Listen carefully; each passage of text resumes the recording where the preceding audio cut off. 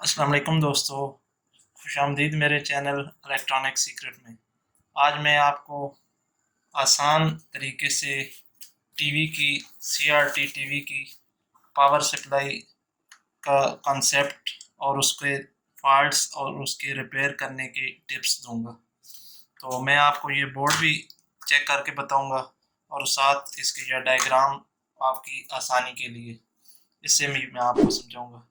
तो दोस्तों, सबसे पहले मेरा चैनल अगर आप लोगों ने सब्सक्राइब नहीं किया तो उसे सब्सक्राइब करें, मेरी वीडियो को लाइक करें और शेयर करें। दोस्तों, तकरीबन हर टीवी का एक जैसा सप्लाई का कंसेप्ट होता है, स्विचिंग पावर सप्लाई का। तो ये आज बेसिकली ये जो किट है ये चाइना टीवी की किट है। तो ये तकरीबन जितनी चाइना टीवी की किटें हैं इनका एक ही जैसा इनकी वोल्टेजेस होती हैं और सारे पार्ट्स तकरीबन एक जैसे होते हैं। तो मैं आपको इससे तस्वीर से समझाता हूँ।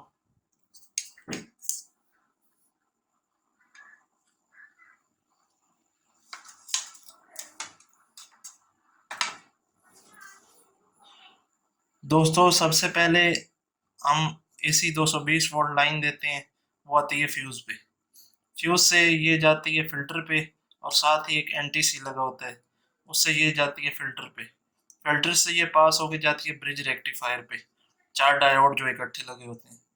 वहाँ से फ्रेंड्स ये एसी को ये कन्वर्ट करते हैं डायोड डीसी में।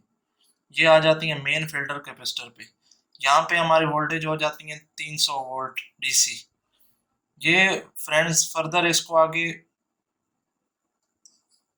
इसको इस ट्रांसफार्मर के थ्रू एक वाइंडिंग इसकी जा रही होती है स्विचिंग ट्रांजिस्टर के कलेक्टर पे। 300 वोल्ट दोस्तों इधर आते हैं, ये ज़्यादातर 1802 लगा होता है या और नंबर इससे मिलते जुलते। इसकी डेटा शीट जिनकी सेम होती है वो लगा सकते हैं आप। फिर दूसरी लाइन जो इधर से निकलती है पॉजिटिव की, वो उसके आगे 100 के या 120 के दो रजिस्टर लगे होते हैं। वो आगे जाते हैं A10-15, एक छोटा ट्रांजिस्टर है उसमें। उस उससे फ्रेंड्स हम करते हैं ऑप्टो कपलर में कनेक्शन रजिस्टर्स के थ्रू। ये फीडबैक के लिए इस्तेमाल होता है। साथ ही ये C3807 होता है, इससे हम एक लाइन देते हैं इसके जो मेन ट्रांजिस्टर होता है स्विचिंग उसकी बेस पे, इससे पल्स जाती है। तो दोस्तों, यहाँ तक आपको उम्मीद है समझ आ गई होगी। ये इसकी प्राइमरी सेक्शन है। तो इसकी प्राइमरी सेक्शन में जो ज़्यादातर फॉल्ट आते हैं वो फ्यूज़ उड़ जाना होता है। वो उसकी वजह ये होती है कि इन चारों डायोड में से कोई ना कोई एक डायोड शॉर्ट हो जाता है। वो मैं आपको चेक करना सिखाता हूँ अभी किस तरह। या अगर ये ठीक है तो दोस्तों ज़्यादातर ये इसका जो पावर ट्रांजिस्टर होता है ये शॉर्ट हो जाता है। जब ये शॉर्ट हो जाता है तो आपका फ्यूज़ ब्लो हो जाता है और इस तरह आपकी टीवी डेड हो जाता है। तो दोस्तों, अगर ये ठीक है आपके और इसको बाद में चेक करें तो ये भी शॉर्ट हो जाता है कई दफ़ा, ये मेन फिल्टर कैपेसिटर, लेकिन बहुत कम होते हैं। तो ये भी चेक करें लाजमी। इसको निकाल कर अगर ये शॉर्ट आ रहा है तो फिर ये शॉर्ट है। तो दूसरे फ्रेंड्स, ये जो दो ट्रांजिस्टर हैं ये भी कभी कभार शॉर्ट हो जाते हैं। साथ ये रजिस्टर लगे होते हैं, आप इनकी वैल्यू भी नोट कर लें। अगर इनकी वैल्यू ज़्यादा है या कम है तो भी इनको चेंज कर दें। तो मेन सप्लाई में ज़्यादातर ये फॉल्ट होता है, ज़्यादातर ये ब्रिज रेक्टिफायर में मसला होता है या इसका स्विचिंग ट्रांजिस्टर शॉर्ट होता है। अब आते हैं आगे इसकी सेकेंडरी साइड पे। दोस्तों, टीवी की सेकेंडरी साइड पे जो चाइना की किट है उसमें मैक्सिमम ये तकरीबन चार डायोड लगे होते हैं। एक होता है बी प्लस के लिए, उससे 112 वोल्ट जा रहे होते हैं। ये एक रजिस्टर लगा होता है रास्ते में फ्यूजेबल, ये जाते हैं सीधे EST में। 112 वोल्ट, 110 वोल्ट या 105 वोल्ट जितने भी। दूसरा इसका होता है उसका 26 वोल्ट होते हैं। 26 वोल्ट जाते हैं सीधे 78040 IC होता है या TD9203, इस तरह का कोई भी नंबर होता है। ये वर्टिकल के लिए यूज होती है ये सप्लाई। और तीसरी सप्लाई 12 वोल्ट है। 12 वोल्ट हम देते हैं 7809 रेगुलेटर में और आगे से फिर 7809 से 7805। ये दोनों सप्लाई हमें चाहिए होती हैं मेन IC के लिए और EEPROM आईसी जो लगा होता है 7805 से EEPROM आईसी में जाती है। फ्रेंड चौथी सप्लाई इसकी जो है 19 वोल्ट है, वो जाती है सीधी RDO आईसी की। दोस्तों अगर इनमें से कोई एक भी शॉर्ट है, कोई एक शॉर्ट भी या कहीं शॉर्टेज है, तो ज़्यादातर ये टीवी डेड हो जाता है या वोल्टेज ये ड्रॉप हो रहे होते हैं।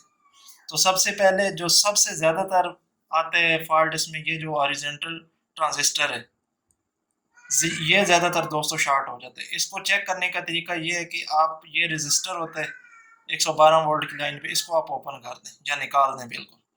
जब इसको निकालेंगे तो फिर आपको लाइन दे के इसको चेक करें, इधर 112 वोल्ट आपको आ रहे हैं, अगर आ रहे हैं और बाकी सारी वोल्टेज सेम है तो ये चेंज कर दें।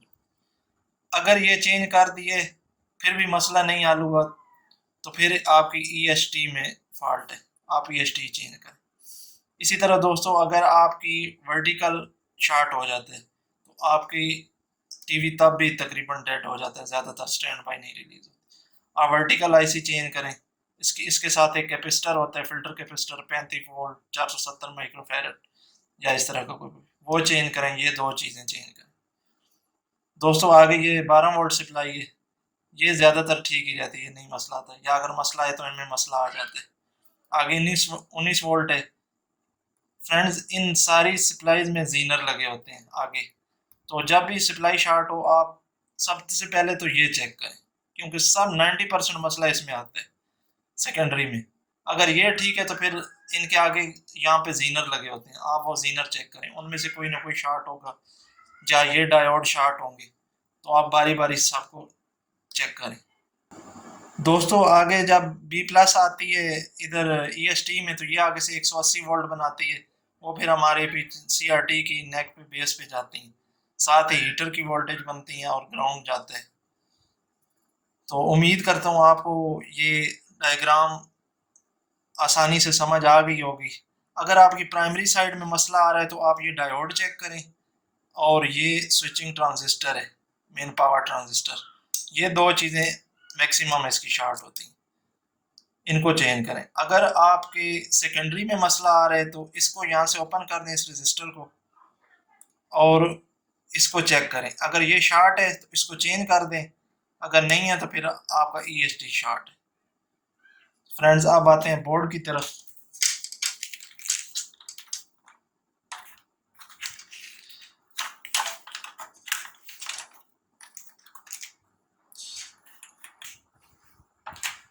इसका ये शॉर्ट था ट्रांजिस्टर, पावर ट्रांजिस्टर इधर लगा हुआ था, ये मैंने निकाल दिए। तो ये इधर से आई AC, ये गई इस फ्यूज में, फ्यूज से आई इसमें, ये भी फिल्टर है। आगे ये एक और कॉयल है, फिल्टर कॉयल है। यहाँ से आई NTC में एक लाइन, और दूसरी लाइन इधर से आई डायोड में।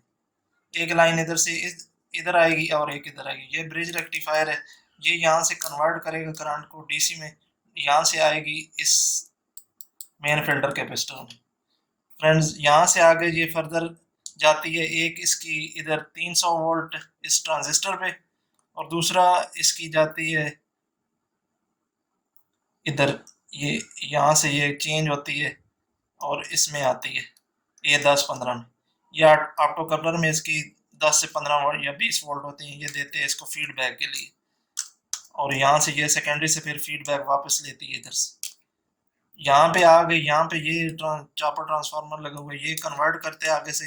ये B+ है, इसकी 112 वोल्ट, ये 7-24-26 वोल्ट है, ये 12 वोल्ट है, ये 19 वोल्ट है RDO के लिए। इस तरह इसका सारा प्रोसेस चलता है। तो मैं अभी आपको चेक करके बताता हूँ।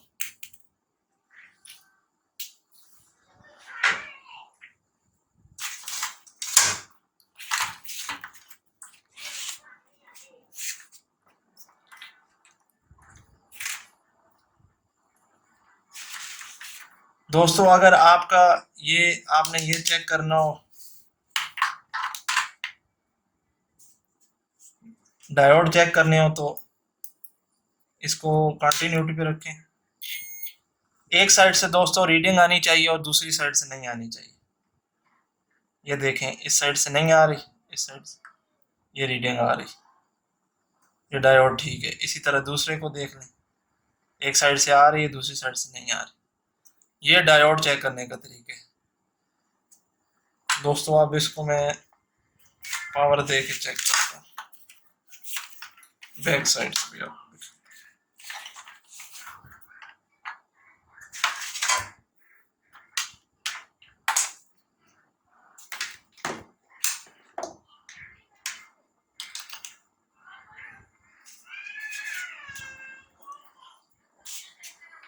मीटर को 500 वोल्ट डीसी पे कर लें। पहले इसकी एसी वोल्टेज चेक करते हैं। ये आगे इसकी एसी के पार्ट्स, ये देखें दोस्तों 222 वोल्ट आ रहे हैं, 220 222। आगे से ये यहाँ जा रहा है, ये देख यहाँ गया, यहाँ है, ये फ्यूज़ लगा हुआ है, फ्यूज़ से आगे से इसने क्रॉस किए, ये आगे इसका फिल्टर लगा हुआ है, आगे फिल्टर से पास हो रहा है, ये आगे डायोड भी आ रहा है ब्रिज रेक्टिफायर पे। ये इस तरह लाइन हमारी आ रही है। फ्रेंड्स अगर यहाँ पे एसी वोल्टेज आ रहा है तो अगला स्टेप आपका होना चाहिए, आपने सीधे इसके मेन जो फिल्टर कैपेसिटर है उस पर 300 वोल्ट डीसी चेक करने। आप मीटर को पहले 500 वोल्ट डीसी पे कर लें, इस पे चेक करें आप, ये इस पे देखें दोस्तों 306 वोल्ट आ रहे हैं। तो यहाँ तक हमारी सप्लाई ठीक है। अब दोस्तों इसका अगला स्टेप है कि 300 वोल्ट ट्रांजिस्टर के कलेक्टर पे आने चाहिए। ये कलेक्टर है, ये देखें दोस्तों इधर तक आ रहे हैं वोल्टेज।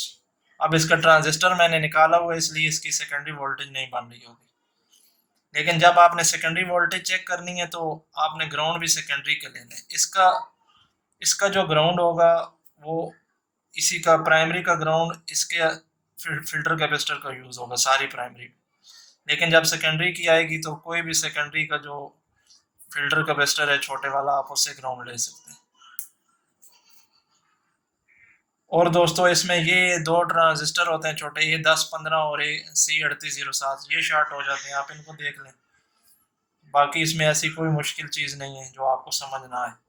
सेकेंडरी इधर ऐसे चेक करते हैं, इसका आप ले लें कोई भी ग्राउंड ले लें तो ये इधर ये डायोड है, एक डायोड है, दो डायोड है, तीन डायोड है, चार डायोड है। ये फर्दर सप्लाई सारी मैंने आपको डायग्राम में समझा दी है कि कहाँ जा रही। तो दोस्तों उम्मीद करता हूँ कि आपको ये सारी समझ आ गई होगी, इसकी टीवी की सप्लाई कैसे चेक करते हैं और फॉल्ट कैसे दूर करते हैं।